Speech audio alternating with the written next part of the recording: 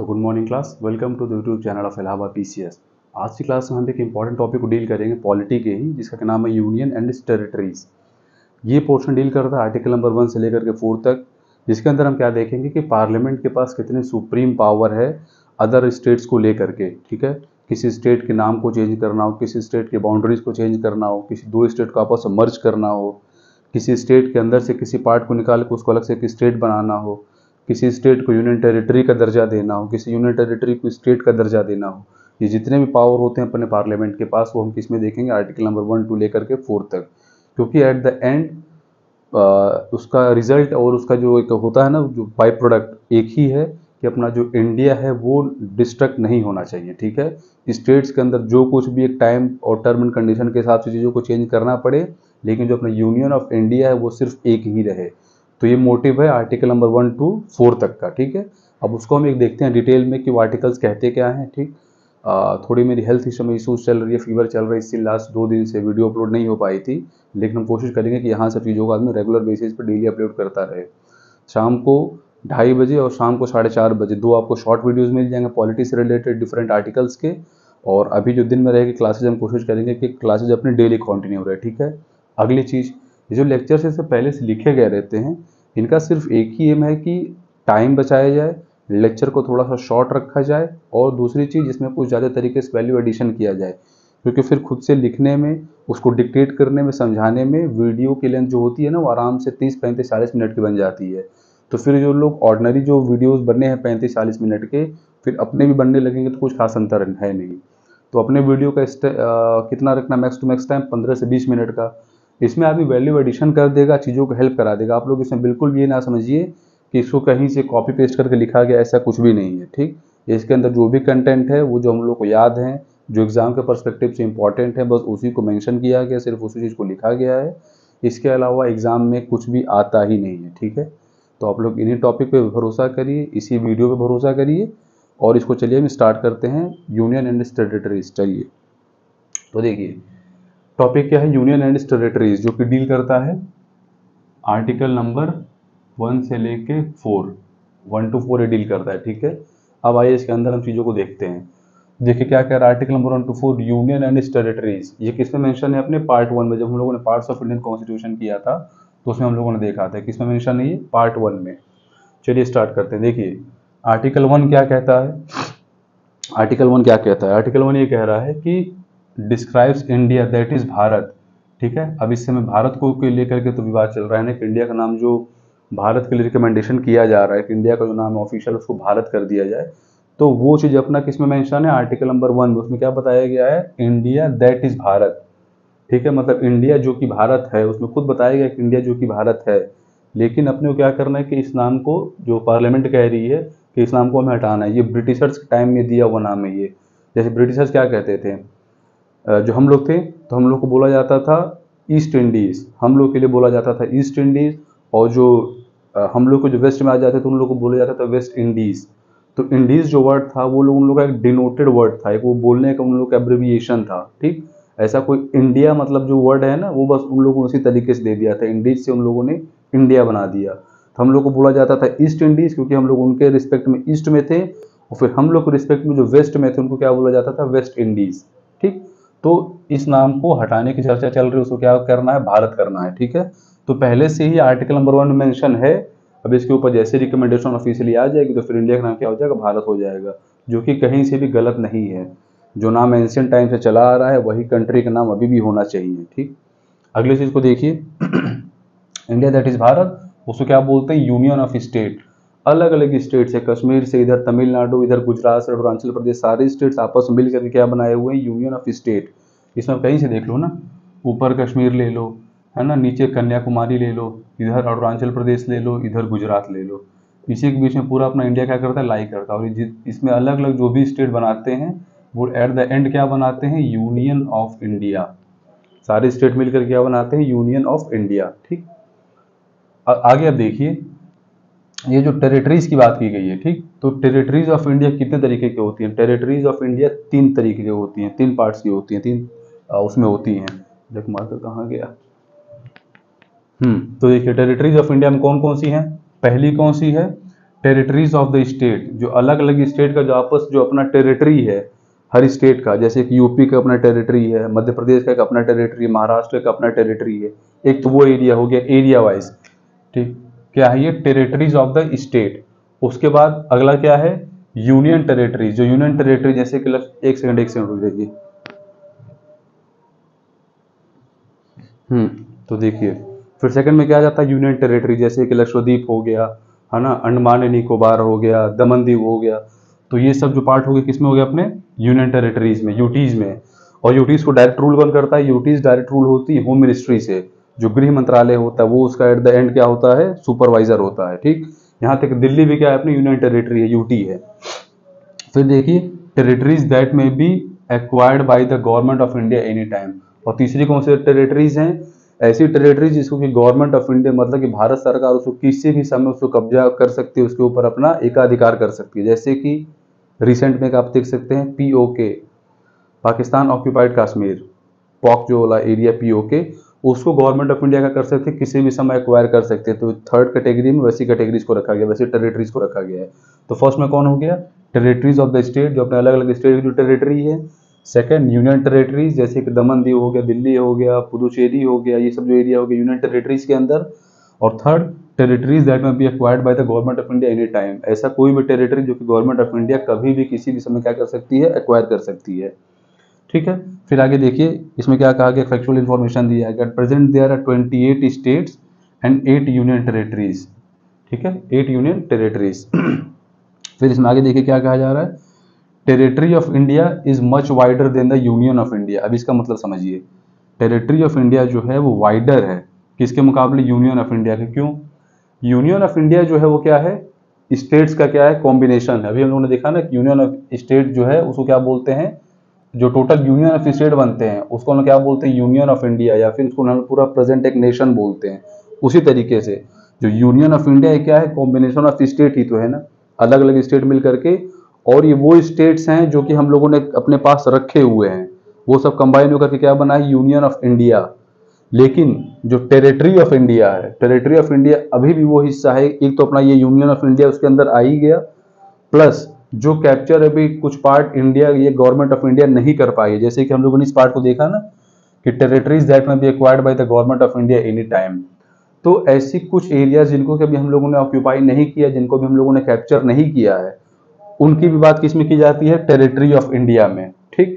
कि मतलब फर्दर जो है वो और ज्यादा एक्सटेंड करेगा, ठीक है। यूनियन ऑफ इंडिया एक कंजर्व है पहले से फिक्स है, लेकिन जो टेरिटरी ऑफ इंडिया है वो बढ़ेगी भी, मैक्सिमम चांसेस है बढ़ने के। और अगर हम लोगों ने कुछ विलेजेस कुछ टाउन्स किसी और कंट्रीज को दे दिए तो उस केसेस में थोड़ी टेरिटरी घट भी सकती है। तो टेरिटरी ऑफ इंडिया जो होती है वो हमेशा क्या होती है wider than the union of India, ठीक है। तो इसको ध्यान रखना है, इसके ऊपर अपने को क्या कर लेना है स्टार मार्क कर लेना है, इंपॉर्टेंट है, ठीक है। आगे देखिए आर्टिकल नंबर 1 तो ये हो गया describes India that is Bharat, क्या है यूनियन ऑफ स्टेट्स है। आर्टिकल नंबर 2 देखिए क्या कहता है, एम्पावर करते हैं पार्लियामेंट को किस लिए, to establish new states as its think fit. ये पार्लियामेंट को पावर देता है किस चीज के लिए, स्टैब्लिश करने के लिए नए राज्य को, नई स्टेट्स को। अब कैसे स्टैब्लिश करना है, किसी स्टेट की बाउंड्रीज को कम करना हो, किसी को बढ़ाना हो, किसी 2 स्टेट्स को मिला करके एक स्टेट बनाना हो, किसी एक स्टेट में से किसी को निकाल कर अलग स्टेट बना देना हो। जैसे बिहार के अंदर झारखंड निकाल दिया गया, उत्तर प्रदेश के अंदर से उत्तराखंड को निकाल दिया गया था। इस तरीके से अलग अलग जो बाइफर्केशन स्टेट के होते हैं तो पावर किसके पास होता है, पार्लियामेंट के पास। और वो पार्टी का किस आर्टिकल से उसको पावर मिलता है, आर्टिकल नंबर 2 से, आर्टिकल नंबर 2 से, ठीक।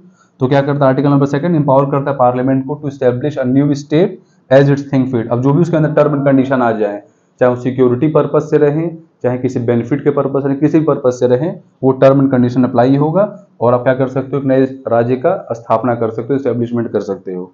फिर अब देखिए क्या कहता है आर्टिकल नंबर 3, ऑथोराइज करता है पार्लियामेंट को किस चीज के लिए, ऑथोराइज करता है पार्लियामेंट को टू, पहला फॉर्म न्यू स्टेट, नए राज्य का क्या करिए स्थापना करिए।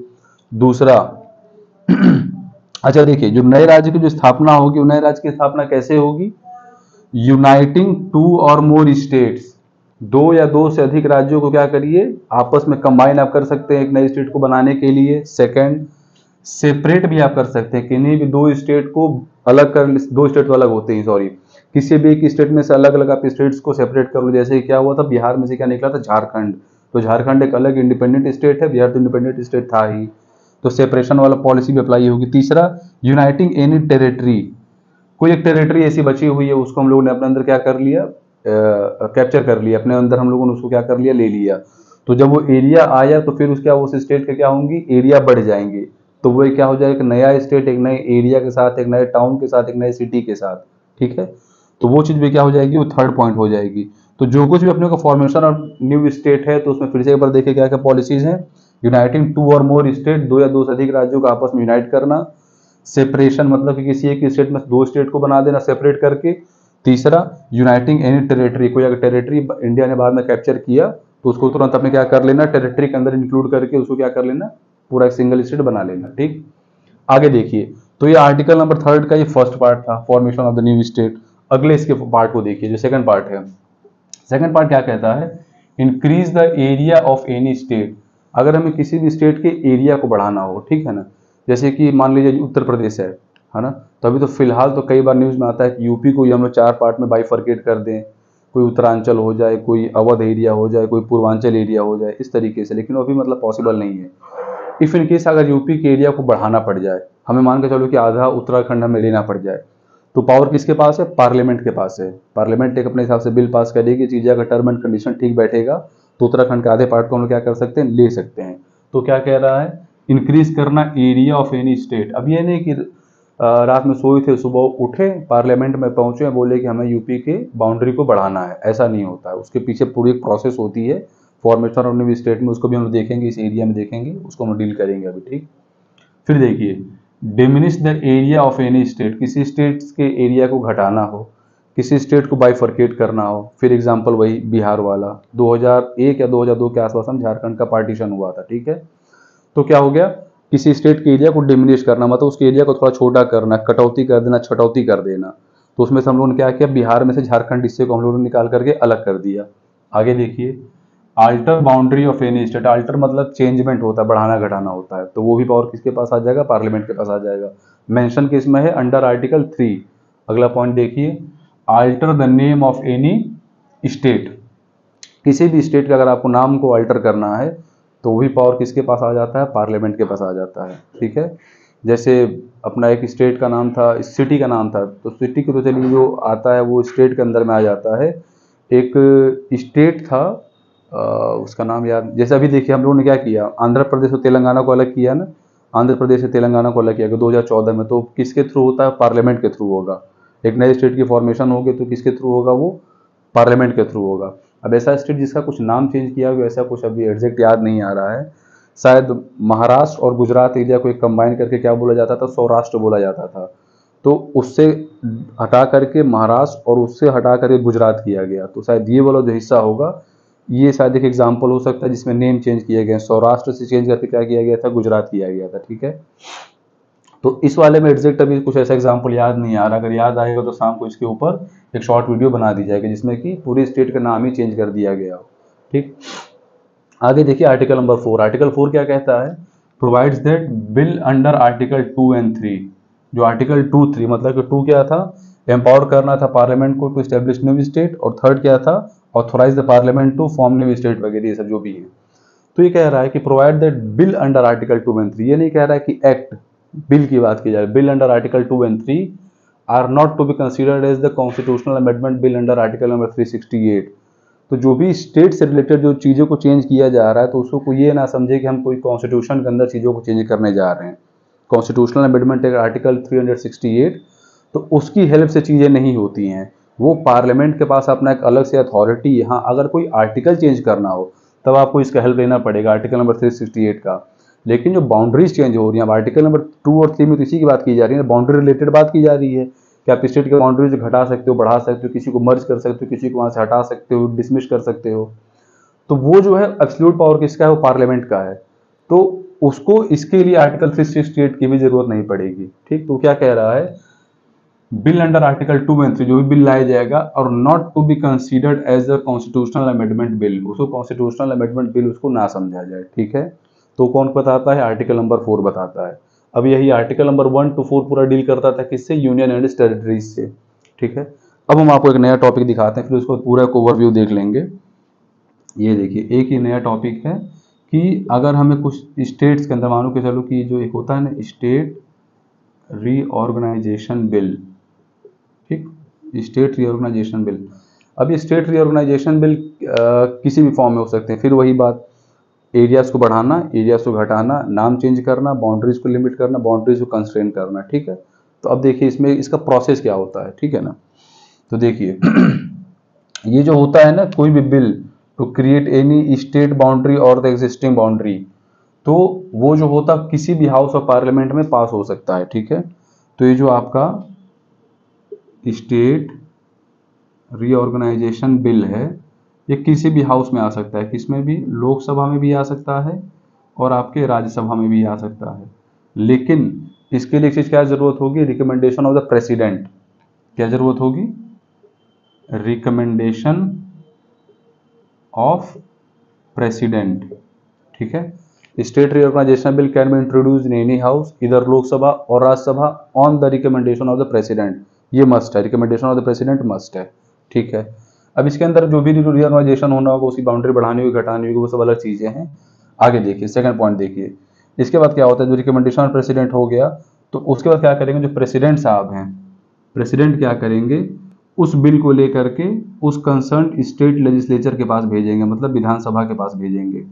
उस बिल को लेकर के उस विधानसभा के पास भेजेंगे, किस लिए, उसकी ओपिनियन को जानने के लिए, ठीक, उसकी ओपिनियन को जानने के लिए। अब ये नहीं कि उसको राष्ट्रपति साहब ने भेजा, अब वो स्टेट लेजिस्लेचर वो विधानसभा लेकर उसको आराम से बैठा हुआ है, नहीं, आपको फिक्स टाइम दिया जाएगा। क्या दिया जाएगा, एक आपको फिक्स्ड टाइम दिया जाएगा कि उस फिक्स टाइम के अंदर, मान मैक्सिमम वो ड्यूरेशन 14 दिन का होता है, फोर्टनाइट प्रोसेस होता है 14 दिन का, तो आपको 14 दिन के अंदर अपना ओपिनियन बताना है, या फिर कोई अगर रिकमेंडेशन भी अगर हो गई, ओपिनियन या रिकमेंडेशन, ठीक, ये दोनों चीजें कौन मांगेंगे, प्रेसिडेंट साहब, किससे, स्टेट लेजिस्लेचर से, राज्य की विधानसभा से मांगेंगे, ठीक है। अब ये जो ओपिनियन है, जो रिकमेंडेशन है, ये पार्लियामेंट माने या ना माने, पार्लियामेंट बाउंड नहीं है, ठीक है। जो अपनी पार्लियामेंट है, तो जैसे माने कि कोई स्टेट ने ओपिनियन दे दिया कि ठीक है भैया हमारे यहाँ थोड़ी बाउंड्रीज को बढ़ा देना, ठीक है, या फिर हमको अपने यहाँ बाउंड्री को नहीं चेंज करना, अगर स्टेट यही बोलती है कि हमको नहीं चेंज कराना है, तो वो भी जो रिकमेंडेशन होगी, जब वो राष्ट्रपति साहब आकर के पार्लियामेंट के पास बताएंगे कि उस स्टेट ने फला फला ओपिनियन दिया, फला रिकमेंडेशन दिया है, तो उसको मानना या ना मानना पार्लियामेंट के हाथ में नहीं है, वो बाउंड नहीं है उस चीज के ऊपर एक्ट करने के लिए। तो पार्लियामेंट क्या है, नॉट बाउंड, है ना, not bound to act upon opinion, ठीक है, एक्ट अपॉन ओपिनियन। वो अपने मन से कुछ भी कर सकती है, वो चाहे तो उनकी बात माने, चाहे तो बात ना माने, उसको कोई ऊपर से गाइड करने वाला, फिर उसको कोई ऊपर से बोलने वाला नहीं है। कंप्लीटली वो क्या, उसके पास एब्सोल्यूट अथॉरिटी है स्टेट्स के मैटर में कुछ भी करने के लिए, बस एक सिंपल प्रोसेस जो फॉलो करती है। चौथा स्टेप, ये जो स्टेट रिऑर्गेनाइजेशन बिल होते हैं ना, इनको पास करने के लिए सिर्फ सिंपल मेजोरिटी की जरूरत होती है। क्या होता है, जो स्टेट रीऑर्गेनाइजेशन बिल हैं, इसको पार्लियामेंट में पास करने के लिए अपने को क्या चाहिए, सिर्फ और सिर्फ सिंपल मेजोरिटी चाहिए। सिंपल मेजोरिटी क्या होती है, more than 50% of present and voting, मतलब जितने लोग भी प्रेजेंट हैं, जितने लोग भी वो, मतलब जितने लोग प्रेजेंट हैं उसके अगर 50% भी वोट कर दिए तो सिंपल मेजोरिटी के थ्रू क्या हो जाती है, पास हो जाएगी वो चीज़। तो ऐसा भी नहीं है कि इसके लिए कुछ स्पेशल मेजोरिटी या फिर एब्सोल्यूट मेजोरिटी चाहिए, नहीं, सिंपल मेजोरिटी पे भी काम पूरा बन जाएगा। तो आप यहाँ पे देख सकते हो पार्लियामेंट के पास कितना सुप्रीम पावर है, ठीक है, with respect to state reorganisation bills, ठीक है ना। तो क्या हो गया, स्टेट रीऑर्गेनाइजेशन बिल पार्लियामेंट क्या कर देगी, सिंपल मेजोरिटी से पास कर देगी, और जैसे पास हो जाएगा तो वो चीज़ कहाँ पे अप्लाई हो जाएगा, स्टेट के ऊपर, स्टेट की बाउंड्रीज के ऊपर पूरे तरीके से वो अप्लाई हो जाएगा, ठीक है। तो आपका ये हो गया था स्टेट रीऑर्गेनाइजेशन बिल, जो भी इसका प्रोसेस हम लोगों ने बता दिया था, ठीक है ना। अब इसको फिर से एक बार स्टार्ट करके 5 मिनट के अंदर इस वीडियो को पूरा एंड करते हैं। तो देखिए हम लोगों ने किसकी बात की, यूनियन एंड टेरिटरीज की बात करी। एक सेकंड देखें वीडियो रिकॉर्ड हो रहा है कि नहीं, हाँ ठीक है रिकॉर्ड हो रहा है। तो देखिए इसमें क्या बात किया गया, आर्टिकल नंबर 1 to 4, उसमें किसकी बात की गई, यूनियन एंड टेरिटरीज, जो कि mention under part 1 of the constitution. Article 1 क्या कहता है, डिस्क्राइब करता है इंडिया को, दैट इज भारत, जो कि क्या है, यूनियन ऑफ स्टेट्स है, अलग अलग स्टेट्स मिल करके भारत बना हुआ है। टेरिटरीज ऑफ इंडिया, तो टेरिटरीज ऑफ इंडिया में कौन कौन सी चीजें इंक्लूड है, एक तो टेरिटरीज ऑफ द स्टेट, अपना स्टेट का जो अलग बाउंड्रीज हैं, सेकंड, यूनियन टेरिटरी, जितने भी यूनियन टेरिटरीज इंडिया में, जो भी 8 यूनियन टेरिटरीज हैं। थर्ड, टेरिटरीज दैट में B acquired by government of India any time, ऐसे कोई टेरिटरी जिसको कि भारत सरकार कभी भविष्य में उसको अपने हाथ में ले सकती है, ठीक, वो हो गया। आगे देखिए, एट प्रेजेंट 28 अपने पास राज्य हैं और 8 क्या है, केंद्र शासित राज्य, मतलब यूनियन टेरिटरीज। फिर territory of India is much wider than the union of India, क्यों, हमने इसका रीजन समझा था। यूनियन ऑफ इंडिया एक फिक्स हो चुका है अलग अलग स्टेट्स को लेकर के, टेरिटरी ऑफ इंडिया उसकी बात करता है कि ऐसा कोई एरिया जिसको कि फ्यूचर में उसको क्या किया जाए, एक्वायर किया जाए, तो उसकी वो बात करता है। तो हमेशा क्या रहेगा, wider than the union of India, क्योंकि यूनियन ऑफ इंडिया कांस्टेंट हो चुका है, लेकिन जो टेरिटरी ऑफ इंडिया है वो भी वेरिएबल इन नेचर और चेंजेस होते रहेंगे उसके अंदर, ठीक है। फिर देखिए आर्टिकल नंबर 2 क्या बात करता है, एम्पावर करता है पार्लियामेंट को to establish new states as its think fit. किसी भी नए स्टेट का अगर एस्टेब्लिशमेंट करना हो, जो भी टर्म एंड कंडीशन फिट बैठते हो, तो उसके हिसाब से क्या होता है, पार्लियामेंट के पास पावर होती है नए स्टेट्स को इंक्लूड करने की और एक्सक्लूड करने की भी। फिर देखिए article number 3 authorises parliament to, authorise करता है पार्लियामेंट को किस चीज के लिए, फॉर्म करिए अब न्यू स्टेट। अब न्यू स्टेट कैसे फॉर्मेशन हो सकता है, यूनाइटिंग 2 और मोर स्टेट, एक ही में सेपरेट कर देना एक में से किसी और स्टेट को, या फिर यूनाइटिंग एनी टेरिटरी, किसी टेरिटरी को क्या कर लिया हम लोगों ने, यूनाइट कर लिया। फिर आगे देखिए second point, increase the area of the state, हम लोगों ने क्या किया, स्टेट के एरिया को बढ़ा दिया। Diminish the area of the state, state के एरिया को घटा दिया। Alter boundary of any name, alter boundary of any state, मतलब घटाना बढ़ाना दोनों जो भी करना हो वो भी हम लोगों ने किया। और फिर लास्ट में alter the name of any state, यहाँ तक पावर है कि किसी भी स्टेट का आप क्या कर सकते हो, नेम को भी चेंज कर सकते हो, ठीक है। फिर आर्टिकल नंबर 4 क्या कहता है, प्रोवाइड दैट जो भी आर्टिकल 2 और 3 के अंदर जो भी बिल हैं उसको आप कॉन्स्टिट्यूशनल अमेंडमेंट बिल के थ्रू आपको क्या करना है, मतलब उसको ये नहीं समझना है कि वो आर्टिकल नंबर 3 से स्टेट के थ्रू जो भी चेंजेस हो रहे हैं आर्टिकल नंबर 2 और 3 में वो हो रहा है, ऐसा नहीं है। पार्लियामेंट के पास एब्सोल्यूट पावर है, स्टेट्स के रिलेटेड वो कुछ भी उसमें कर सकती है, यूनियन के टेरिटरीज के रिलेटेड, ठीक है ना। फिर आपका आगे state reorganisation bill, state reorganisation bill में क्या कहा जा रहा है, जो स्टेट रिऑर्गेनाइजेशन बिल है जो भी स्टेट की तरफ से आ रहा है तो कहीं पे भी पास हो सकता है, लोकसभा में भी राज्यसभा में भी कहीं पे भी इसको इंट्रोड्यूस किया जा सकता है, लेकिन on the recommendation of the president, वो एक मस्ट है, ठीक है, recommendation of the president is must. फिर आगे देखिए, फिर प्रेसिडेंट क्या करते हैं, जो भी रहता है बिल उसको कहाँ भेजते हैं, स्टेट लेजिस्लेचर में। उस स्टेट माने यूपी के अंदर कुछ भी चेंजेस करना है तो यूपी के पास आपको भेजा जाएगा, किस लिए, एक आपकी ओपिनियन जानने के लिए कि आपका ओपिनियन इसके ऊपर क्या है, आपका रिकमेंडेशन इसके ऊपर क्या है, और एक फिक्स टाइम के अंदर उनको बोला जाएगा, ठीक। उसके बाद जो भी ओपिनियन वहाँ से स्टेट भेजेगी तो पार्लियामेंट के ऊपर बाउंड नहीं है कि हाँ जो स्टेट ने भेजा उसको मानना ही मानना, उनके स्टेट की बात है, ऐसा कुछ नहीं है। पार्लियामेंट अपने हिसाब से उस चीज़ के ऊपर एक्ट करेगी, मानना होगा मानेगी, नहीं मानना होगा नहीं मानेगी, ठीक, वहाँ पार्लियामेंट पूरे तरीके से फ्री है। और लास्ट में जो स्टेट रिऑर्गेनाइजेशन बिल होता है उसको पार्लियामेंट में कैसे पास करते हैं, सिंपल मेजोरिटी से, मतलब more than 50% of people present and voting, तो सिर्फ उस प्रोसेस से क्या कर दिया जाता है, स्टेट रिऑर्गेनाइजेशन बिल को पास कर दिया जाता है, ठीक। तो आज की आपकी ये क्लास थी यूनियन एंड टेरिटरीज की, जो कि डील कर रहे थे आर्टिकल नंबर 1 और 4 में। जल्दी मिलते हैं अगली क्लास में, और ये क्लासेज अब डेली कंटिन्यू रहेंगी, कुछ हेल्थ इश्यूज की उस वजह से कंटिन्यू नहीं हो पा रहे थे, ठीक है। जय हिंद, जय भारत।